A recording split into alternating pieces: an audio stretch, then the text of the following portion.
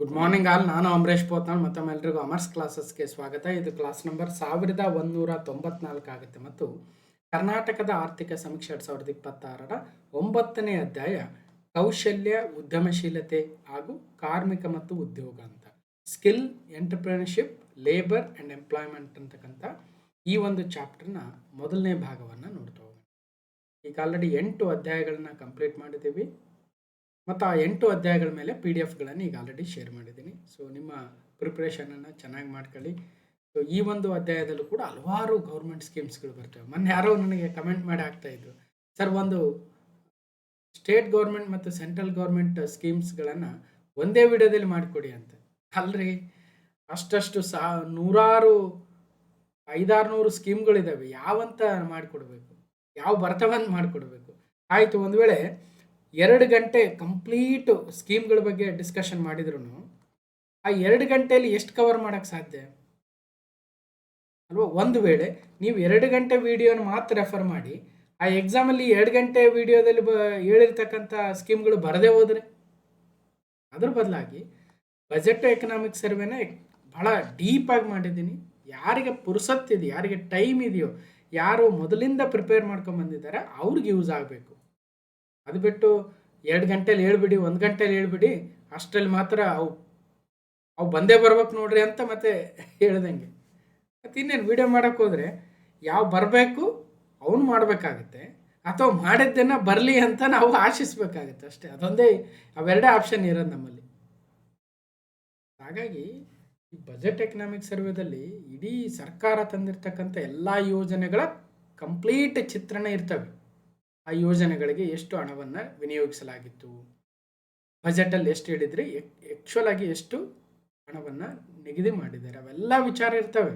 ಹಾಗಾಗಿ ಒಂದೊಂದು ಚಾಪ್ಟ್ರಲ್ಲಿ 40-50 ಸ್ಕೀಮ್ ಬರ್ಬೋದು. ಅವನು ಪದೇ 24ರ ಆರ್ಥಿಕ ಸಮೀಕ್ಷೆ, 25, 26 ಹೀಗೆ ಒಂದು 2-3 ವರ್ಷ ಅವು ನಮಗೆ ಕಿವಿಗೆ ಬಿದ್ದಾಗೆಲ್ಲ ನೆನಪಾಗ್ತಾ ಇರ್ತವೆ.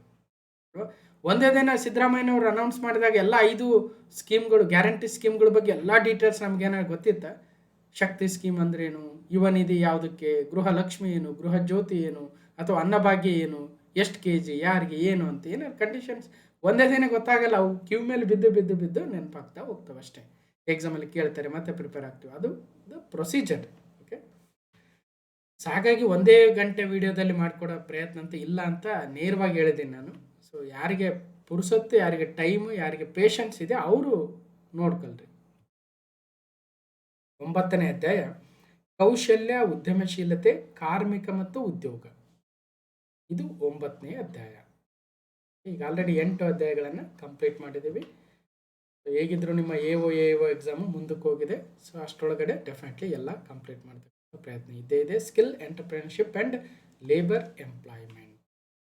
ಮೊದಲ ಪ್ರಶ್ನೆ, ಕೌಶಲ್ಯ ಅಭಿವೃದ್ಧಿ, ಉದ್ಯಮಶೀಲತೆ ಮತ್ತು ಜೀವನೋಪಾಯ ಈ ಒಂದು ಇಲಾಖೆಗೆ ಸಂಬಂಧಿಸಿದಂತೆ ಈ ಕೆಳಗಿನ ಹೇಳಿಕೆಗಳನ್ನು ಪರಿಗಣಿಸಿ. Question number 1, consider the following statements regarding skill development, entrepreneurship and livelihood. ಹಾಗಾದರೆ ಫಸ್ಟ್ ಹೇಳಿಕೆ ಏನಿದೆ? The government of Karnataka established the department of skill development, entrepreneurship and livelihood. ನಮ್ಮ ಕನ್ನಡದಲ್ಲಿ ಏನು ಹೇಳ್ತೀವಿ ಈ ಒಂದು ಇಲಾಖೆಗೆ? ಕೌಶಲ್ಯಾಭಿವೃದ್ಧಿ, ಉದ್ಯಮಶೀಲತೆ ಮತ್ತು ಜೀವನೋಪಾಯ ಇಲಾಖೆ ಅಂತ ಕರಿತೀವಿ. ಇದನ್ನು ಕರ್ನಾಟಕ 2020ರಲ್ಲಿ ಸ್ಥಾಪನೆ ಮಾಡಿದ್ದ. ಸರಿ, 2020 ಅಲ್ಲ, ಬೇರೆ ವರ್ಷ ಇದ್ದಂಗಿದೆ, ನೋಡೋಣ. ಈ ಒಂದು ಕೌಶಲ್ಯಾಭಿವೃದ್ಧಿ, ಉದ್ಯಮಶೀಲತೆ ಮತ್ತು ಜೀವನೋಪಾಯ ಇಲಾಖೆಯ ಉದ್ದೇಶ ಏನು? ರಾಜ್ಯದ ಯುವಕರಿಗೆ ಯೋಗ್ಯವಾದ ಉದ್ಯೋಗಕ್ಕಾಗಿ ಅಗತ್ಯವಾದ ಕೌಶಲ್ಯಗಳನ್ನು ಪಡೆಯಲು ಮತ್ತು ಸುಸ್ಥಿರ ಜೀವನೋಪಾಯವನ್ನು ಉತ್ತೇಜಿಸಲು ಅನುವು ಮಾಡಿಕೊಡುತ್ತದೆ. ಸರಿ ಇದೆ. ಎರಡನೇದು. ಮೊದಲನೇ ತಪ್ಪಿದೆ. ಯಾಕೆ ತಪ್ಪು ಅಂತ ನೋಡೋದಾದರೆ, ಆರ್ಥಿಕ ಸಮೀಕ್ಷೆಯ ಪ್ರಕಾರ, ಆರ್ಥಿಕ ಸಮೀಕ್ಷೆಯಲ್ಲಿ ಏನು ಕೊಟ್ಟಿದ್ದಾರೆ? ಕರ್ನಾಟಕ ಸರ್ಕಾರವು 2016ರಲ್ಲಿ ಕೌಶಲ್ಯಾಭಿವೃದ್ಧಿ, ಉದ್ಯಮಶೀಲತೆ, ಜೀವನೋಪಾಯ ಇಲಾಖೆಯನ್ನು ಸ್ಥಾಪಿಸಿದೆ ಅಂತ ಕೊಟ್ಟಿದ್ದಾರೆ. ಮತ್ತು 2020-17 ಅದು ಬೇರೆ ಕಡೆ ಇದ್ದರೆ ಶೇರ್ ಮಾಡಿ ನೋಡಿ, ಬೇರೆಯವ್ರಿಗೂ ಕೂಡ ಯೂಸ್ ಆಗುತ್ತೆ. ಸದ್ಯಕ್ಕೆ ಆರ್ಥಿಕ ಸಮೀಕ್ಷೆನೇ ಅಧಿಕೃತ ದಾಖಲೆ ಅಂತ ನಾವು ಅನ್ಕೊಳ್ತೀವಿ. ಈಗ ಮತ್ತೆ ನಾನು ಹೋಗಿ ಉದ್ಯಮಶೀಲತಾ ಇಲಾಖೆಯನ್ನು ಯಾವಾಗ ಸ್ಥಾಪನೆ ಮಾಡಿದ್ರು ಅಂತ ಹೋಗಿ ಎಲ್ಲ ರಿಸರ್ಚ್ ಮಾಡೋಕ್ಕೆ ಹೋದ್ರೆ ಭಾಳ ಇದ್ದಾವೆ ಇದ್ರಂಗೆ. ಒಬ್ಬರು ಆಲ್ರೆಡಿ ರೆಡಿ ಮಾಡಿ ಕೊಟ್ಟಿದ್ದಾರೆ ಅಂದ್ರೆ ಅದನ್ನು ನಾವು ನಂಬಬೇಕಾಗುತ್ತೆ. ಈಗ ಸರ್ಕಾರವೇ ಒಂದು ಅಧಿಕೃತ ದಾಖಲೆ ಮಾಡಿದ್ದಾರೆ ಅಂದರೆ ಮತ್ತು ಅದನ್ನು ನೋಡೇ ನಾವು ನಂಬಬೇಕಾಗುತ್ತೆ. ಈಗ ಪಠ್ಯ ಪುಸ್ತಕಗಳು ಟೆಕ್ಸ್ಟ್ ಬುಕ್ ಏನಿದ್ದಾವೆ, ಆ ಟೆಕ್ಸ್ಟ್ ಬುಕ್ಕಲ್ಲಿ ಏನು ಕೊಟ್ಟಿರ್ತಾರೆ, ಟಿಪ್ಪು ಸುಲ್ತಾನ್ ಯಾವತ್ತು ಮರಣವನ್ನು ಹೊಂದಿದ್ರು ಅಂತ ಏನು ಕೊಟ್ಟಿದ್ದಾರೆ ಅದನ್ನು ನಾವು ನೆನ್ಪಿಟ್ಕೊಳ್ತೀವಿ. ಅದೇ ಥರ ಮೊದಲ ಸ್ವಾತಂತ್ರ್ಯ ಸಂಗ್ರಾಮ ಯಾವತ್ತಾಯಿತು ಅಂದರೆ ಸೊ ಅದನ್ನೇ ನಂಬುತ್ತೀವಿ. ನಾವು ಹೋಗಿ ಮತ್ತೆ ರಿಸರ್ಚ್ ಮಾಡೋಕ್ಕಾಗಲ್ವಲ್ಲ, ರೈಟ್? ಆ ಒಂದು ಉದ್ದೇಶದಿಂದ ಹೇಳ್ತಾ ಇದ್ದೀನಿ ಅರ್ಥ. ಸೊ ಜನಸಂಖ್ಯಾ ಪ್ರಯೋಜನವು ಮುಂದಿನ 25 ವರ್ಷಗಳವರೆಗೆ ಅವಕಾಶದ ಸಾಧ್ಯತೆಯನ್ನು ಹೆಚ್ಚಿಸುತ್ತದೆ. ಈಗ ಜನಸಂಖ್ಯೆ ನಮ್ಮ ಪ್ರಯೋಜನ ಅಥವಾ ನಮ್ಮ ದೇಶದ ಡೆಮೋಗ್ರಫಿಕ್ ಅಡ್ವಾಂಟೇಜ್ ಏನಂತ ಏನು ಕರಿತೀವಿ, 25 ಇಯರ್ಸ್ವರೆಗೂ ಅದನ್ನು ಯುಟಿಲೈಸ್ ಮಾಡ್ಕೊಳ್ತಕ್ಕಂಥ ಒಂದು ಅವಕಾಶವಿದೆ. ಸೊ ಅದಕ್ಕೋಸ್ಕರನೇ ನಮ್ಮ ಯುವ ಜನತೆ, ಪ್ರಮುಖವಾಗಿ ಯುವ ಜನತೆ ಅಂದರೆ ನಾವು ನೀವುಗಳೆಲ್ಲ, ಎಸ್ಪೆಷಲಿ ನೀವು ಅಂತ. ಯಾಕಂದರೆ ನಾವು ಆಲ್ರೆಡಿ ಜಾಬಲ್ಲಿದ್ದೀವಿ, ನಾವು ಏನು ಒಂದು ಹಂತಕ್ಕೆ ಬಂದಿದ್ದೀವಿ. ನೀವುಗಳೇನಿದ್ದೀರಿ ಈಗ ಯುವ ಜನತೆ ಸ್ಕಿಲ್ಗಳನ್ನು ಬೆಳೆಸ್ಕೋಬೇಕು. ಫಸ್ಟು ಒಳ್ಳೆ ಶಿಕ್ಷಣವನ್ನು ಪಡಿಬೇಕು. ಶಿಕ್ಷಣ ಪಡೆಯೋದಕ್ಕೆ ಎಲ್ಲ ಅವಕಾಶಗಳನ್ನು ಸರ್ಕಾರ ಸೃಷ್ಟಿಸಿಕೊಟ್ಟಿದೆ. ಶಿಕ್ಷಣವನ್ನು ಪಡೆದ ನಂತರ ಉದ್ಯೋಗಗಳನ್ನು ಪಡಿಬೇಕು. ಉದ್ಯೋಗಕ್ಕೆ ಬೇಕಾಗಿರ್ತಕ್ಕಂಥ ನೇಮಕಾತಿಗಳನ್ನು ಹಲವಾರು ಕಾರಣಗಳಿಂದ ಮಾಡಿರಲಿಲ್ಲ, ಈಗ ಮಾಡ್ತಾ ಇದ್ದಾರೆ, ಅದು ಬೇರೆ ವಿಚಾರ.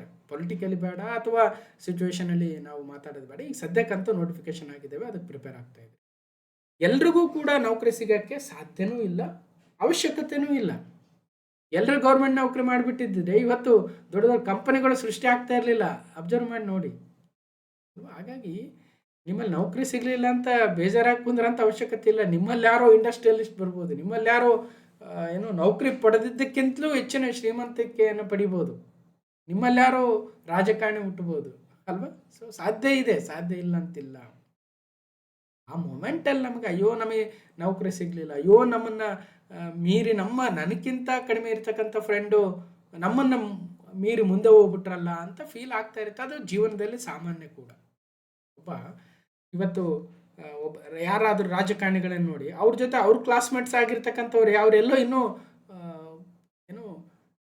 ರಿಟೈರ್ಮೆಂಟ್ ಹಂತದಲ್ಲಿರ್ತಾರೆ, ನೌಕರಿ ಮಾಡ್ಕೊಂತ ಅದೇ 60-70 ಸಾವಿರ 80 ಸಾವಿರ ಸಂಬಳ ತೊಗೊಂಡು. ಅವ್ರ ಜೊತೆ ಓದಿದ್ದಂತಹ ಅವ್ರ ಸ್ಕೂಲಲ್ಲೇ ಏನೂ ಓದ್ತಾ ಇರಲಿಲ್ಲ, ಏನು ಇಂಟೆಲಿಜೆಂಟ್ ಇರಲಿಲ್ಲ, ಅವರು ಯಾರೋ ಮಿನಿಸ್ಟರ್ ಆಗಿರ್ತಾರೆ, ML ಆಗಿರ್ತಾರೆ, CM ಆಗಿರ್ತಾರೆ, PM ಆಗಿರ್ತಾರೆ. ಹಾಗಾಗಿ ಅವಕಾಶಗಳು ಬರ್ತವೆ. ಒಟ್ಟಿನಲ್ಲಿ ಈ skill development, entrepreneurship and livelihood ಅಂತಕ್ಕಂಥ ಇಲಾಖೆಯನ್ನು ಸೃಜಿಸಿರ್ತಕ್ಕಂತಹ ಉದ್ದೇಶವೇ ಕರ್ನಾಟಕದಲ್ಲಿರ್ತಕ್ಕಂತಹ ಯುವ ಜನರಿಗೆ ಕೌಶಲ್ಯಗಳನ್ನು ಕಲಿಸಬೇಕು, ಉದ್ಯಮಶೀಲತೆಯನ್ನು ಬೆಳೆಸಬೇಕು. ಅಂದರೆ ನಾವೇ ಉದ್ಯಮಗಳನ್ನು ಸ್ಥಾಪನೆ ಮಾಡಬೇಕು ಅನ್ನುವ ಒಂದು ಆಲೋಚನೆಗಳನ್ನು ತರಬೇಕು. ಜೀವನ ಮಾಡೋದಕ್ಕೆ ಬೇಕಾಗಿರ್ತಕ್ಕಂಥ ಅವಕಾಶಗಳನ್ನು ಸೃಜಿಸಿಕೊಡ್ತಕ್ಕಂಥ ಉದ್ದೇಶವನ್ನು ಇಟ್ಕೊಂಡು 2016ರಲ್ಲಿ ಕೌಶಲ್ಯಾಭಿವೃದ್ಧಿ, ಉದ್ಯಮಶೀಲತೆ ಮತ್ತು ಜೀವನೋಪಾಯ ಇಲಾಖೆಯನ್ನು ಕರ್ನಾಟಕ ಸರ್ಕಾರ ಸ್ಥಾಪನೆ ಮಾಡಿದೆ. ರಾಜ್ಯದ ಯುವಕರು ಉದ್ಯೋಗಕ್ಕಾಗಿ ಅಗತ್ಯವಾದ ಕೌಶಲ್ಯಗಳನ್ನು ಪಡೆಯಲು ಮತ್ತು ಸುಸ್ಥಿರ ಜೀವನೋಪಾಯವನ್ನು ಉತ್ತೇಜಿಸಲು ಅನುವು ಮಾಡಿಕೊಡುತ್ತದೆ. 2030ರ ವೇಳೆಗೆ ವೃತ್ತಿಪರ ಶಿಕ್ಷಣದ ಅಗತ್ಯವಿರುವ ಯುವಕರ ಸಂಖ್ಯೆಯು 1.88 ಕೋಟಿಗಳಾಗುವುದು ಎಂದು ಅಂದಾಜಿಸಲಾಗಿದೆ. ಇದರಲ್ಲಿ ಕೃಷಿ ಮತ್ತು ಕೃಷಿಯೇತರ ಕೆಲಸಗಾರರು, ಶಾಲೆ ಬಿಟ್ಟವರು, ಮಾಧ್ಯಮಿಕ ಮತ್ತು ಉನ್ನತ ಮಾಧ್ಯಮಿಕ ಶಿಕ್ಷಣವನ್ನು ಪೂರ್ಣಗೊಳಿಸುವವರು, ಯುವ ಗೃಹಿಣಿಯರು, ಮಹಿಳೆಯರು ಇದ್ದಾರೆ. ಉನ್ನತ ಶಿಕ್ಷಣ ಮತ್ತು ಔಪಚಾರಿಕ ವೃತ್ತಿಪರ ತರಬೇತಿಯನ್ನು ಪೂರ್ಣಗೊಳಿಸುವವರನ್ನು ಇದರಿಂದ ಹೊರಗಿಡಲಾಗಿದೆ. ಅಂದರೆ ವೃತ್ತಿಪರ ಶಿಕ್ಷಣದ ಅಗತ್ಯ ಇರತಕ್ಕಂಥ vocational education, painting, tailoring, welding ಅಲ್ವಾ, ಅದು ಪ್ಲಂಬರ್ ಕೆಲಸ ಮಾಡ್ತಕ್ಕಂಥವ್ರು, ಎಲೆಕ್ಟ್ರಿಷಿಯನ್ಸು, ಎಷ್ಟು ಜನ ಬೇಕಾಗಿದೆ ನಮ್ಮ ರಾಜ್ಯದಲ್ಲಿ. ನಮ್ಮ ರಾಜ್ಯದ ಬಗ್ಗೆ ಅಷ್ಟೇ ಮಾತಾಡ್ತಾ ಇದ್ದೀವಿ ನಾವು, ರೈಟ್?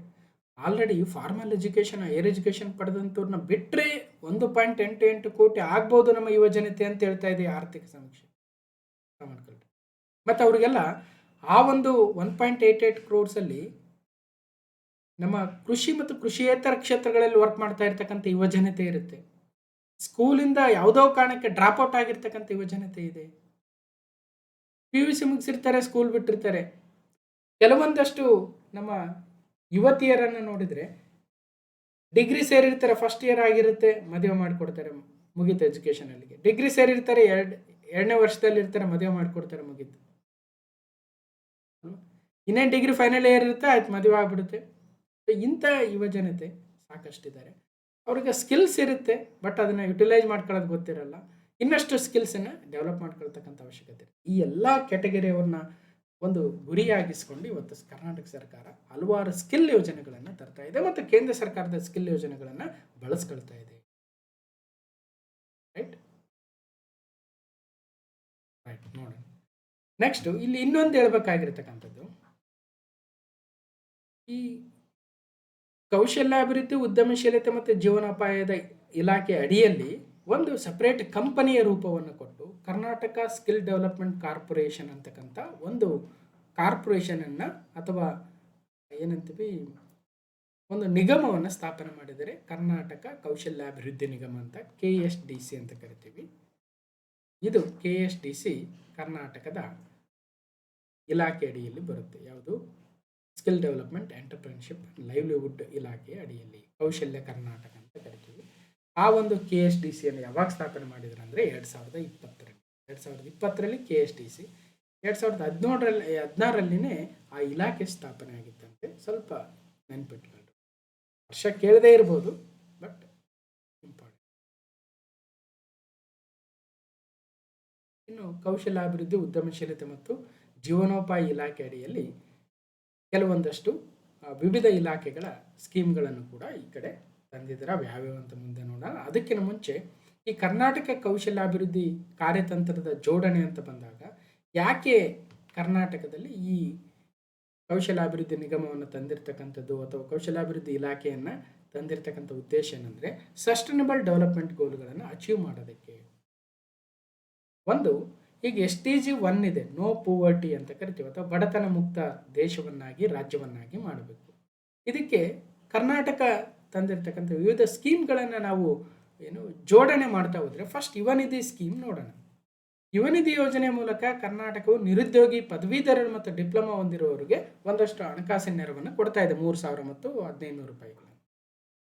ಇದರ ಉದ್ದೇಶ ಬಡತನ ಮುಕ್ತ ಮಾಡಬೇಕು. ಅಂದರೆ ಬಡವರಾಗಿರ್ತಕ್ಕಂಥ ವಿದ್ಯಾರ್ಥಿಗಳು ಈಗ ಆಲ್ರೆಡಿ ಎಜುಕೇಷನನ್ನು ಮುಗಿಸಿ ಹೊರ ಬಂದಿರ್ತಾರೆ. ಅವರು ಉದ್ಯೋಗಗಳನ್ನು ಹುಡುಕ್ತಾ ಇರ್ತಾರೆ ಅಥವಾ ಈ ಸ್ಪರ್ಧಾತ್ಮಕ ಪರೀಕ್ಷೆಗಳಿಗೆ ರೆಡಿ ಆಗ್ತಾ ಇದ್ದಾರೆ ಅನ್ಕೊಳ್ಳೋಣ. ಒಟ್ಟಿನಲ್ಲಿ ನಿರುದ್ಯೋಗಿ ಪದವೀಧರರು, ನಿರುದ್ಯೋಗಿ ಡಿಪ್ಲೊಮಾ ಪದವೀಧರರು, ಇಂಥ ಸಂದರ್ಭದಲ್ಲಿ ಅವರಿಗೆ ಒಂದು ಯೋಜನೆ, ಯುವ ನಿಧಿ ಯೋಜನೆ ಬಡತನ ಮುಕ್ತವಾಗಿಸುತ್ತೆ ಅನ್ನಂಗೆ. ಇದರಂಗೆ ಹಲವಾರು ಬಡತನ ಮುಕ್ತಕ್ಕೆ ಅಥವಾ ನಮ್ಮ ಸುಸ್ಥಿರ ಅಭಿವೃದ್ಧಿ ಗುರಿಗಳು ಒಂದಕ್ಕೆ ತಕ್ಕಂತೆ ಹಲವಾರು ಯೋಜನೆಗಳನ್ನು ತಂದಿರ್ತಾರೆ. ಈ ಒಂದು ಕೌಶಲ್ಯಾಭಿವೃದ್ಧಿ ನಿಗಮದಿಂದ ತಂದಿರತಕ್ಕಂಥ ಒಂದು ಯೋಜನೆ ಬಗ್ಗೆ ಮಾತಾಡ್ತಾ ಇದ್ದೀವಿ ನಾವಿಲ್ಲಿ.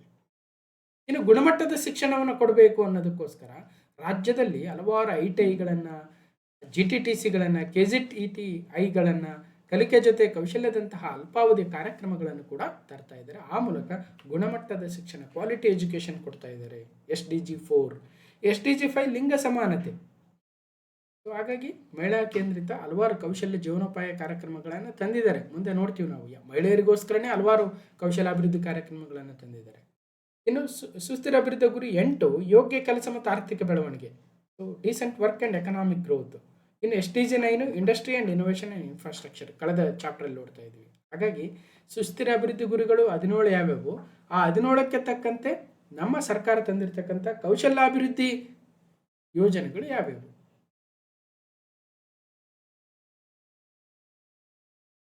ಕೌಶಲ್ಯ ಮಿಷನ್ ರಚನೆ. ಕೌಶಲ್ಯಾಭಿವೃದ್ಧಿಯನ್ನು ಮಿಷನ್ ಮೋಡ್ ಆಧಾರದ ಮೇಲೆ ಕೈಗೊಳ್ಳಲು ಕೌಶಲ್ಯಾಭಿವೃದ್ಧಿ, ಉದ್ಯಮಶೀಲತೆ ಮತ್ತು ಜೀವನೋಪಾಯ ಇಲಾಖೆ ಅಡಿಯಲ್ಲಿ ರಾಜ್ಯದಲ್ಲಿ, ಜಿಲ್ಲೆಗಳಲ್ಲಿ, ತಾಲೂಕುಗಳಲ್ಲಿ ಕೌಶಲ್ಯ ಮಿಷನ್ಗಳನ್ನು ರಚಿಸಲಾಗಿದೆ.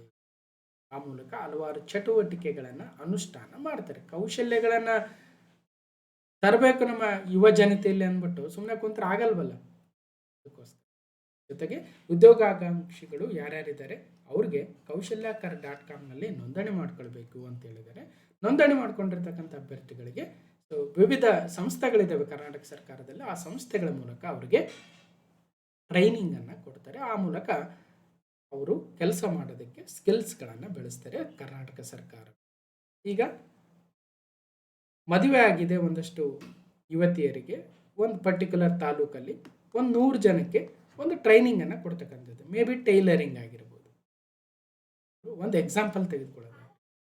ಸೊ ಅವರು ಮನೆಯಲ್ಲೇ ಇದ್ಕೊಂಡು ತಮ್ಮ ಉಪಜೀವನಕ್ಕೆ ಬೇಕಾಗಿರ್ತಕ್ಕಂಥ ಒಂದಷ್ಟು ಹಣವನ್ನು ಗಳಿಸ್ಬೋದು ನೋಡಿ ಅಲ್ವಾ. ಸೊ ಈ ರೀತಿಯ ಒಂದು ಸ್ಕಿಲ್ಗಳನ್ನು ಅಭಿವೃದ್ಧಿಪಡಿಸ್ಬೇಕು. ಅದಕ್ಕೋಸ್ಕರನೇ ಕೌಶಲ್ಯಕರ್.com ಅಲ್ಲಿ ನೋಂದಣಿ ಮಾಡ್ಕೊಳ್ಳಿ ಅಂತ ಹೇಳಿದ್ದಾರೆ. ಆಲ್ರೆಡಿ ಎಷ್ಟೆಷ್ಟು ಜನ ನೋಂದಣಿ ಆಗಿದ್ದಾರೆ ಅದೆಲ್ಲ ಡೀಟೇಲ್ಸ್ ಇದೆ ನೋಡಿ. ಇಲ್ಲಿ 2030ರವರೆಗಿನ ದೃಷ್ಟಿಕೋನಗಳನ್ನು ನೋಡಿದಾಗ ಏನೇನು ಕರ್ನಾಟಕ ಸರ್ಕಾರ ಪ್ಲಾನ್ ಹಾಕ್ಕೊಂಡಿದೆ ಅಂತ ಇಲ್ಲಿ GER ಏನಿದೆ, ಗ್ರಾಸ್ ಎನ್ರೋಲ್ಮೆಂಟ್ ರೇಷಿಯೋ ಅಂತ ಕರಿತೀವಿ. ಅಂದರೆ ಉನ್ನತ ಶಿಕ್ಷಣಕ್ಕೆ ಅಂದರೆ 12th ಆದಮೇಲೆ ಎಷ್ಟು ಜನ ಬೇರೆ ಬೇರೆ ಕೋರ್ಸ್ಗಳಿಗೆ ಸೇರ್ತಾ ಇದ್ದಾರೆ ಉನ್ನತ ಶಿಕ್ಷಣಕ್ಕೆ ಅಂದರೆ 29% ಇದೆ. ಅದನ್ನು 70% ಹೆಚ್ಚಿಸುವುದನ್ನು ಖಚಿತಪಡಿಸ್ಕೊಳ್ತಕ್ಕಂಥ. ಯಾಕೆ 30% ಅನ್ಕೊಂಡ್ರು ಕೂಡ ಅಂದರೆ PUC ಆದ ನಂತರ 12ನೇ ತರಗತಿ ಮುಗಿದ ನಂತರ 70% ಜನ ಹೈಯರ್ ಎಜುಕೇಶನ್ ಮಾಡ್ತಾ ಇಲ್ಲ ಅನ್ನಂಗೆ ಆಯ್ತಿದ್ರ ಅರ್ಥ. ಮತ್ತು ಅವರೆಲ್ಲ ಏನು ಮಾಡ್ತಾ ಇದ್ದಾರೆ? ಹಾಗಾಗಿ GER ಹೆಚ್ಚಿಗೆ ಮಾಡಿ ಅಂತ ಉದ್ದೇಶವನ್ನು ಇಟ್ಕೊಂಡಿದೆ. ಪ್ರಶ್ನೆ 2, ಕೌಶಲಾಭಿವೃದ್ಧಿ ಉದ್ಯಮಶೀಲತೆ ಮತ್ತು ಜೀವನೋಪಾಯ ಸಂಸ್ಥೆಗಳ ಅಡಿಯಲ್ಲಿ ಬರುವ ಸಂಸ್ಥೆಗಳು ಯಾವ್ಯಾವು? Which are the organisations that come under skill development and entrepreneurship and livelihood organisations. ಇಲ್ಲೇನಾಗುತ್ತೆ, ಈ ಡಿಪಾರ್ಟ್ಮೆಂಟ್ ಅಡಿಯಲ್ಲಿ ಹಲವಾರು ಸಂಸ್ಥೆಗಳು ಬರ್ತವೆ. ಅದರದೇ ಆಗಿರ್ತಕ್ಕಂಥ ಒಂದೊಂದು ತಮ್ಮದೇ ಆಗಿರ್ತಕ್ಕಂಥ ಕೆಲಸವನ್ನು ಮಾಡ್ತಾ ಇದ್ದೇವೆ ಸ್ಕಿಲ್ ಡೆವಲಪ್ಮೆಂಟ್ ಮಾಡೋದಕ್ಕೆ. ಅದರಲ್ಲಿ ಯಾವ್ಯಾವ ಅಂತ ಕೊಟ್ಟಿದ್ದಾರೆ. ಈಗ ಸದ್ಯಕ್ಕೆ ಕೊಟ್ಟಿರ್ತಕ್ಕಂಥ 3: Karnataka skill development authority KSDA, rural development and self employment training institute ಅಥವಾ CDAC, ಧಾರವಾಡದಲ್ಲಿರ್ತಕ್ಕಂಥ ಉದ್ಯಮಶೀಲತಾ ಅಭಿವೃದ್ಧಿ ಕೇಂದ್ರ ಏನಿದೆ CDAC, ಅದು ಕೂಡ ಈ ಒಂದು ಇಲಾಖೆ ಅಡಿಯಲ್ಲೇ ಬರುತ್ತೆ. ಹಾಗಾಗಿ ಕೌಶಲ್ಯಾಭಿವೃದ್ಧಿ ಉದ್ಯಮಶೀಲತೆ ಮತ್ತು ಜೀವನೋಪಾಯ ಸಂಸ್ಥೆಗಳು ಯಾವ್ಯಾವ ಅಂತ ಕೇಳ್ತಾ ಹೋದರೆ, ಸೊ ಕೈಗಾರಿಕಾ ತರಬೇತಿ ಉದ್ಯೋಗ ಇಲಾಖೆ, ನಾವು department of industrial training and employment. ಅದೇ ಥರ Karnataka skill development corporation KSDC, Karnataka skill development authority KSDA, CDAC centre for entrepreneurship and development of Karnataka ಧಾರವಾಡದಲ್ಲಿದೆ CDAC. ಇನ್ನು GTTCಗಳು government tool room and training centres. ಇನ್ನು KGTTI ಜರ್ಮನ್ ಸಹಯೋಗದೊಂದಿಗೆ Karnataka German multi skill development corporation KGTTI. ಅದೇ ಥರ ಭಾರತ ರತ್ನ ಮೋಕ್ಷಗುಂಡಂ ವಿಶ್ವೇಶ್ವರಯ್ಯನವರ ಹೆಸರಲ್ಲಿರ್ತಕ್ಕಂತಹ ವಿಶ್ವೇಶ್ವರಯ್ಯ ರಾಷ್ಟ್ರೀಯ ತರಬೇತಿ ಸೌಲಭ್ಯ ಸಂಸ್ಥೆ ಮತ್ತು ರಾಷ್ಟ್ರೀಯ ಜೀವನೋಪಾಯ ಮಿಷನ್ ಗ್ರಾಮೀಣ ಮತ್ತು ನಗರ ಅಂದರೆ national rural livelihood mission NRLM, national urban livelihood mission NULM. ಇವೆರಡೂ ಕೂಡ ಈ ಸ್ಕಿಲ್ ಡೆವಲಪ್ಮೆಂಟ್ ಎಂಟರ್ಪ್ರಿನರ್ಶಿಪ್ ಲೈವ್ಲಿಹುಡ್ ಅಂಡರಲ್ಲಿ ಬರತಕ್ಕಂಥ ಹಲವಾರು ಆರ್ಗನೈಸೇಷನ್ಸ್ ಆಗ್ತವೆ. ಇನ್ನು ಮುಂದುವರೆದಂತೆ ಈ ಕೌಶಲಾಭಿವೃದ್ಧಿ ಉದ್ಯಮಶೀಲತೆ ಜೀವನೋಪಾಯ ಇಲಾಖೆ ಅಡಿಯಲ್ಲಿ ಹಲವಾರು ಯುವತಿಯರಿಗೆ ತರಬೇತಿಯನ್ನು ಕೊಡಲಾಗ್ತಾ ಇದೆ. ತರಬೇತಿ ನೀಡ್ತಕ್ಕಂಥ ಹಲವಾರು ಸಂಸ್ಥೆಗಳು ಏನಿದ್ವು ವಿವಿಧ ಇಲಾಖೆಗಳ ಅವೆಲ್ಲವುಗಳನ್ನು ಈ ಒಂದು ಇಲಾಖೆ ಅಡಿಯಲ್ಲಿ ಈಗ ಮೂವ್ ಮಾಡಿದ್ದಾರೆ. ಒಂದು ಎಕ್ಸಾಂಪಲ್ಲು, ಕಾರ್ಮಿಕ ಇಲಾಖೆಯಲ್ಲಿದ್ದಂತಹ ಕೈಗಾರಿಕಾ ತರಬೇತಿ ಮತ್ತು ಉದ್ಯೋಗ ಆಯುಕ್ತಾಲಯ ಮತ್ತು ಅದರ ಅಡಿಯಲ್ಲಿದ್ದಂತಹ ಎಲ್ಲ ITI ಸಂಸ್ಥೆಗಳು, ಕೈಗಾರಿಕಾ ತರಬೇತಿ ಸಂಸ್ಥೆಗಳು, ಜಿಲ್ಲಾ ಉದ್ಯೋಗ ವಿನಿಮಯ ಕೇಂದ್ರಗಳು, ಡಿಸ್ಟ್ರಿಕ್ಟ್ ಎಂಪ್ಲಾಯ್ಮೆಂಟ್ ಎಕ್ಸ್ಚೇಂಜಸ್ಸು ಮತ್ತು ಕರ್ನಾಟಕ ಕೌಶಲ್ಯ ಅಭಿವೃದ್ಧಿ ನಿಗಮ, ಹಾಗೆ ಮೋಕ್ಷಗುಂಡಂ ಮಾಸ್ಟರ್ ತರಬೇತುದಾರರ ತರಬೇತಿ ಸಂಸ್ಥೆ ಹಸ್ತಾಂತರಗೊಂಡಿದ್ದು ಈಗ ಇವುಗಳು ನಮ್ಮ ಕೌಶಲ್ಯಾಭಿವೃದ್ಧಿ ಉದ್ಯಮಶೀಲತೆ ಜೀವನೋಪಾಯ ಇಲಾಖೆ ಅಡಿಯಲ್ಲಿ ಕೆಲಸವನ್ನು ಮಾಡ್ತಾ ಇದ್ದಾವೆ. ಯಾವ್ಯಾವ ಅಂತ ನೋಡಿ. ಅದೇ ಥರ ವಾಣಿಜ್ಯ ಮತ್ತು ಕೈಗಾರಿಕೆ ಇಲಾಖೆಯಲ್ಲಿದ್ದಂತಹ GTTCಗಳು, KGTTIಗಳು ಮತ್ತು CDAC ಇವತ್ತು ಈ ಒಂದು ಇಲಾಖೆಗೆ ಬಂದಿದೆ. ಅದೇ ಥರ ಗ್ರಾಮೀಣಾಭಿವೃದ್ಧಿ ಇಲಾಖೆಯಲ್ಲಿದ್ದಂಥ NRLM, ನಗರಾಭಿವೃದ್ಧಿ ಇಲಾಖೆಯಲ್ಲಿದ್ದಂತಹ NULM ಇವು ಕೂಡ ಮೂವ್ ಆಗಿದ್ದಾವೆ. ಸೊ ಅಲ್ಟಿಮೇಟ್ಲಿ ಬೇರೆ ಬೇರೆ ಇಲಾಖೆಯಲ್ಲಿದ್ದಂತಹ ವಿವಿಧ ತರಬೇತಿ ಕಾರ್ಯಕ್ರಮಗಳು, ತರಬೇತಿ ಸಂಸ್ಥೆಗಳನ್ನು ಒಂದೇ ಇಲಾಖೆ ಅಡಿಯಲ್ಲಿ ತಂದಿದ್ದಾರೆ ಅನ್ನೋದು ಗೊತ್ತಾಗ್ತಾ ಇದೆ. ಇನ್ನು 3ನೇ ಪ್ರಶ್ನೆ, ಯುವ ನಿಧಿ ಯೋಜನೆಯನ್ನು ಯಾವ ಇಲಾಖೆಯು ಪ್ರಾರಂಭಿಸಿದೆ? ವಿಚ್ ಡಿಪಾರ್ಟ್ಮೆಂಟ್ ಹ್ಯಾಸ್ ಲಾಂಚ್ಡ್ ಯುವ ನಿಧಿ ಸ್ಕೀಮ್? ಯಾವ ಡಿಪಾರ್ಟ್ಮೆಂಟು? ಸರಿಯಾದ ಉತ್ತರ ಕೈಗಾರಿಕಾ ತರಬೇತಿ ಮತ್ತು ಉದ್ಯೋಗ ಆಯುಕ್ತಾಲಯ, commissionerate of industrial training and employment ಅವರು ಈ ಒಂದು ಯುವ ನಿಧಿ ಸ್ಕೀಮನ್ನು ಪ್ರಾರಂಭ ಮಾಡಿದ್ದಾರೆ. ಯುವ ನಿಧಿ, ನೀವೆಲ್ಲ ಬಹಳಷ್ಟು ಜನ ಇದರ ಫಲಾನುಭವಿಗಳು ಇದ್ರೂ ಇರ್ಬೋದು. ಯುವ ನಿಧಿ ಯೋಜನೆ ಕೈಗಾರಿಕಾ ತರಬೇತಿ ಮತ್ತು ಉದ್ಯೋಗ ಇಲಾಖೆ. ಕರ್ನಾಟಕ ಸರ್ಕಾರವು ನಿರುದ್ಯೋಗ ಭತ್ಯೆಯನ್ನು ಒದಗಿಸುವ ಮೂಲಕ ಯುವಕರಿಗೆ ಬೆಂಬಲ ನೀಡಲು ಜಾರಿಗೆ ತಂದಿರುವ 5 ಖಾತರಿಗಳಲ್ಲಿ ಯುವ ನಿಧಿ ಕೂಡ ಒಂದಾಗಿದೆ. 23, 24, 25ರಲ್ಲಿ ಪದವಿ ಮತ್ತು ಸ್ನಾತಕೋತ್ತರ ಪದವಿಯನ್ನು ಪೂರ್ಣಗೊಳಿಸಿದ ಫಲಿತಾಂಶ ಘೋಷಣೆ ದಿನಾಂಕದಿಂದ 180 ಅಂದರೆ 6 ತಿಂಗಳ ಒಳಗೆ ಕೆಲಸ ಮಾಡದೆ ನಿರುದ್ಯೋಗಿ ಆಗಿರತಕ್ಕಂತಹ ವಿದ್ಯಾರ್ಥಿಗಳಿಗೆ ಅಭ್ಯರ್ಥಿಗಳಿಗೆ 3,000 ಮಾಸಿಕ ಭತ್ಯೆ. ಅದೇ ರೀತಿಯಾಗಿ ಡಿಪ್ಲೊಮಾ ಮಾಡಿದವರು ಸೇಮ್ ಅದೇ ಷರತ್ತುಗಳ ಅಡಿಯಲ್ಲಿ 1,500 ರೂಪಾಯಿ ಮಾಸಿಕ ಭತ್ಯೆಗೆ ಅರ್ಹರಾಗಿರ್ತಾರೆ. 2 ವರ್ಷಗಳ ಗರಿಷ್ಠ ಇಲ್ಲ ಫಲಾನುಭವಿ ಉದ್ಯೋಗ ಪಡೆದ್ರೆ ಅಲ್ಲಿಗೆ ಅದು ಕಂಪ್ಲೀಟ್ ಆಗುತ್ತೆ, ಎಂಡ್ ಆಗುತ್ತೆ, ಮತ್ತೆ ಕೊಡಲ್ಲ. ಈಗ ಸದ್ಯಕ್ಕೆ ಎಷ್ಟು ಜನಕ್ಕೆ ಇದರ ಫಲಾನುಭವಿ ಆಗಿದ್ದಾರೆ ಅದೆಲ್ಲ ಡೀಟೇಲ್ ಇದೆ, ಅದು ಬೇಕಿಲ್ಲ ನಮಗೆ. ಯುವ ನಿಧಿ ಯೋಜನೆ ಬಗ್ಗೆ ಕೆಳಗಿನ ಯಾವ ಹೇಳಿಕೆಗಳು ಸರಿ ಇದಾವೆ ಅಂತ ಕೇಳಿಬಿಡ್ತಾರೆ. ಯಾವ ಇಲಾಖೆ ಇದನ್ನು ತರ್ತಾ ಇದೆ? ಕರ್ನಾಟಕ ಸರ್ಕಾರ, ಕೌಶಲ್ಯಾಭಿವೃದ್ಧಿ, ಉದ್ಯಮಶೀಲತೆ ಮತ್ತು ಜೀವನೋಪಾಯ ಇಲಾಖೆ, ಕೈಗಾರಿಕಾ ತರಬೇತಿ ಮತ್ತು ಉದ್ಯೋಗ ಆಯುಕ್ತಾಲಯ ಇವರು ಯುವ ನಿಧಿ ಸ್ಕೀಮನ್ನು ತರ್ತಾ ಇದ್ದಾರೆ. 3,000 ಪದವೀಧರರಿಗೆ, ಡಿಪ್ಲೊಮಾ ಪದವೀಧರರಿಗೆ 1,500. ಯೋಜನೆ ಪರಿಣಾಮ ಏನಾಗುತ್ತೆ ನಿಮಗೆ ಗೊತ್ತಿದೆ. ಜಸ್ಟ್ ಎಕ್ಸಾಂಪಲ್, ನಾವು ಸ್ಪರ್ಧಾತ್ಮಕ ಪರೀಕ್ಷೆಗೆ ಓದ್ತಾ ಇರೋರನ್ನ ತೆಗೆದುಕೊಂಡ್ರೆ ಆ 3,000 ರೂಪಾಯಿಯಿಂದ ಊಟ, ವಸತಿ ಅಥವಾ ಪುಸ್ತಕ ಯಾವುದಕ್ಕಾದರೂ ಒಂದು ಸ್ವಲ್ಪ ಬಳಕೆ ಮಾಡ್ಕೋಬೋದು. ಕಂಪ್ಲೀಟ್ ಜೀವನ ಮಾಡೋಕ್ಕೆ ಆಗಿಲ್ಲದೆ ಇರ್ಬೋದು, ಬಟ್ ಎಷ್ಟೋ ಒಂದು ಅನುಕೂಲ ಅಂತೂ ಆಗೇ ಆಗುತ್ತೆ.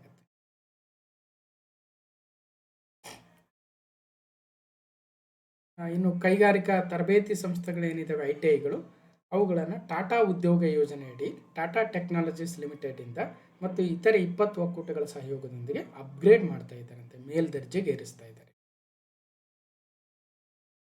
17/11/2024 PDO ಎಕ್ಸಾಮಲ್ಲಿ ಒಂದು ಕರೆಂಟ್ ಅಫೇರ್ಸ್ ಪ್ರಶ್ನೆ ಇತ್ತು. ಕ್ಲಾಸ್ ನಂಬರ್ 689 ಡಿಸ್ಕಷನ್ ಮಾಡಿದ್ವಿ. ಕರ್ನಾಟಕ ಸರ್ಕಾರವು ಜಾರಿಗೆ ತಂದ ಯುವ ನಿಧಿ ಯೋಜನೆಗೆ ಸಂಬಂಧಿಸಿದಂತೆ ಕೆಳಗಿನ ಯಾವ ಹೇಳಿಕೆ ಸರಿಯಾಗಿದೆ? ಒಂದೇ ಒಂದು ಹೇಳಿಕೆ ಹೇಳಿದ್ದಾರೆ, ಮೇಲಿನ ಎಲ್ಲವೂ ಸರಿ ಇದೆ.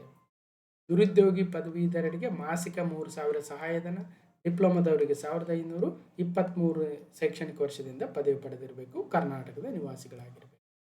ಈ ಥರ ಪ್ರಶ್ನೆ ಕೇಳ್ತಾರೆ. ಎಷ್ಟು ಜನಕ್ಕೆ ಯುವ ನಿಧಿ ಕೊಟ್ಟಿದ್ದಾರೆ ಅಂತ ಕೇಳಲ್ಲ. ಓಕೆ, ಇನ್ನು ಇದ್ರ PDF ಕೊಟ್ಟಾಗ ಇನ್ನಷ್ಟು ಮಾಹಿತಿ ಓದಿ. KS 2024 ಕೂಡ ಯುವ ನಿಧಿ ಸ್ಕೀಮಿನ ಅರ್ಹ ಮಾನದಂಡಗಳಾವುವು ಅಂತ ಕೇಳಿದ್ರೆ ಇದನ್ನು ಕೂಡ ಕ್ಲಾಸ್ ನಂಬರ್ 680ನಲ್ಲಿ ನಾವು ಡಿಸ್ಕಷನ್ ಮಾಡಿದ್ದೀವಿ. ಯುವ ನಿಧಿ ಸ್ಕೀಮಿನ ಅರ್ಹ ಮಾನದಂಡಗಳೇನು ಅಂತ. ABD ಸರಿ. ಎ ಏನು 22-23 ಸಾಲಿನಿಂದ ಪದವಿ ಡಿಪ್ಲೊಮಾ ಪೂರ್ಣಗೊಳಿಸಿರಬೇಕು, ಸರಿ ಇದೆ. B ತಮ್ಮ ಪದವಿಗಳು ಅಥವಾ ಡಿಪ್ಲೊಮಾಗಳನ್ನು ಪೂರ್ಣಗೊಳಿಸಿದ ನಂತರ 6 ತಿಂಗಳವರೆಗೆ ಅವರು ಉದ್ಯೋಗವನ್ನು ಪಡೆದುಕೊಂಡಿರಬಾರದು, ಸರಿ ಇದೆ. C ರಾಜ್ಯದ ಕೇಂದ್ರದ ಸ್ಕೀಮ್ಗಳು ಅಥವಾ ಬ್ಯಾಂಕ್ಗಳ ಮೂಲಕ ಸಾಲಗಳನ್ನು ಪಡೆದಿರುವಂತಹ ಸ್ವಯಂ ಉದ್ಯೋಗ ಹೊಂದಿರುವ ವ್ಯಕ್ತಿಗಳು ಅರ್ಹರಾಗುತ್ತಾರೆ, ತಪ್ಪಾಗಿದೆ. D ಅಂಥದೇ ಸ್ಕೀಮ್ಗಳು ಅಥವಾ ಯಾವುದೇ ಕಾರ್ಯಕ್ರಮಗಳಿಂದ ಈಗಾಗಲೇ ಪ್ರಯೋಜನ ಪಡೆಯುತ್ತಿರುವಂಥವರು ಅರ್ಹರಾಗುವುದಿಲ್ಲ, ಸರಿ ಇದೆ. ನೋಡಿ, ಹೇಳಿಕೆ ಯುವ ನಿಧಿ ಸ್ಕೀಮ್ ಬಗ್ಗೆನೇ KS ಎಕ್ಸಾಮಲ್ಲಿ ಕೇಳಿದ್ದಾರೆ, PDO ಎಕ್ಸಾಮಲ್ಲಿ ಕೇಳಿದ್ದಾರೆ, ಇನ್ನು ಬೇರೆ ಬೇರೆ ಎಕ್ಸಾಮಲ್ಲಿ ಕೇಳಿರ್ತಾರೆ. ನಾವು ಒಂದು ಎಕ್ಸಾಂಪಲ್ ಇಷ್ಟಿರಲಿ ಅಂತ ತಂದಿರ್ತಕ್ಕಂಥದ್ದು. ಓಕೆ,